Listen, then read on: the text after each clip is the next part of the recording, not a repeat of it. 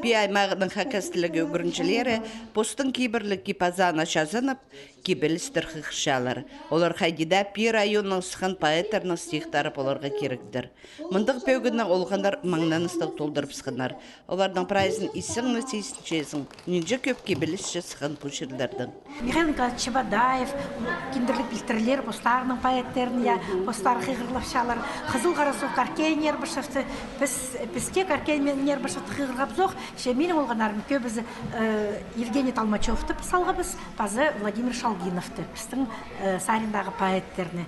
Кемді пастағызына сына сығып көміс тұртықша, президентізің көрен тілінің селейін, шаяшы сөстің күзін ұламуқ бөсіксінге көдіріпсе. Иркін хыринді, шалғызан, сағысқы түзіп отыршазым. Улық семья мұнда чұқтан, празден сағысқы кершезім. Би аймағының ұстық баста хакас тіліне аның ақырсының сұрғыларына ұлы ғайық айлантырша. Мұндақ конкурс жылды ештішес, то при писательлерінің юбилейларына шардылған марғылар еттіржеңіз ампүл сағынмалға пістің аймақтың сықын писательлерге шардылған марғы еттіргіпс. Постелінің кебел сықығырар марық үш шарттық дей ерткен.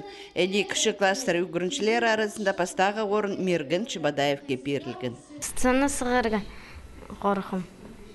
Стек шақтерге қорқшың шақ болдыр. Ортын кластар арасында ең артық кебелісті қығырған Татьяна Карачакова. Қызыл қарысуға алдың. Улы кластар өгіріншілерінің арасында поқ қызыл қарысуға алының өгіріншізі Карина Сазанакова шеңісті қолға керген.